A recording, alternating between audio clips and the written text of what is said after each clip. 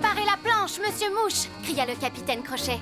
Si Wendy et ses deux frères refusent de faire partie de la bande de pirates du Jolly Roger, ils passeront tous par-dessus bord et s'en iront au fond des flots.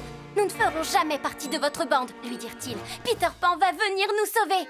Et c'est là que Peter Pan vint à leur rescousse. Il surgit sur le pont et tout en gardant une main dans le dos, il désarma Crochet sans aucune difficulté. Le capitaine maladroit capitula très rapidement et donna sa parole de s'en aller pour toujours.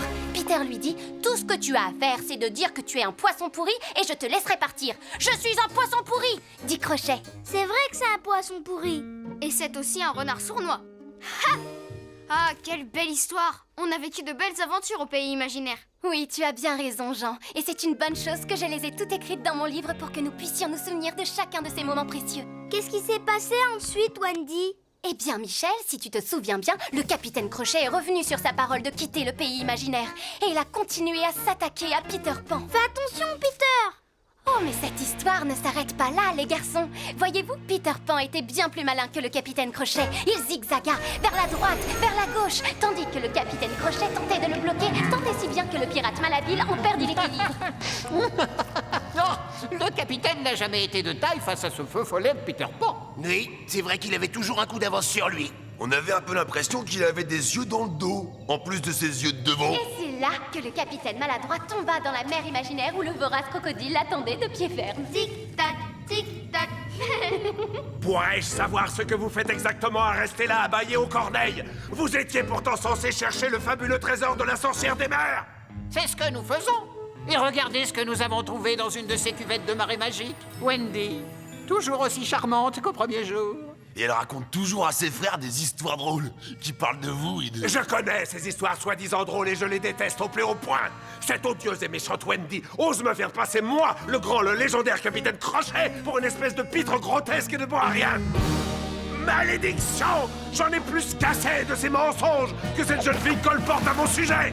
C'est envers que le grand capitaine Crochet devrait être glorifié, il faut le dire, au lieu d'être moqué dans un conte de fées et d'arrêter de toquet ou bien pire. Bien pire. Toutes ces fables sont de purs mensonges. Des mensonges. Il n'y a qu'une chose à faire quand j'y songe. Détruire le livre. Détruire le livre. De ce pavé d'outrage déchirant toutes les pages. Il faut détruire le livre afin que plus personne ne le lise. Plus personne ne Faut le détruire lise. le livre. Détruire le livre. Ce qu'il dit est faux. J'effacerai chaque mot. Je le volerai. Oh oui, c'est la seule garantie pour que plus personne Plus ne personne. le lise. Vraiment que plus personne. Plus personne ne puisse le lire. Il faut détruire le livre.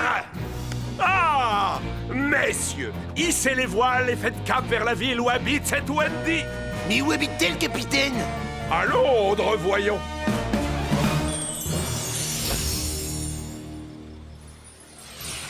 Magnifique! J'adore les étoiles filantes. C'est encore plus beau qu'un feu d'artifice. C'est formidable. Ah oui alors, c'est le mot. Ça alors, vous avez vu? Ce ne serait pas le Jolly Roger? Non, c'est impossible. Le vaisseau du capitaine ne peut pas voler. Ah, alors ce n'est qu'un nuage avec une forme un peu curieuse. Génial! Génial. Oh, allez, Wendy, encore une petite histoire, s'il te plaît. Mais enfin, il est déjà très très tard. Mais je vous promets que je vous lirai une autre de nos aventures au pays imaginaire demain soir. Et le soir d'après, celui d'après, et ainsi de suite. Comme c'est étrange. C'est peut-être Peter Pan?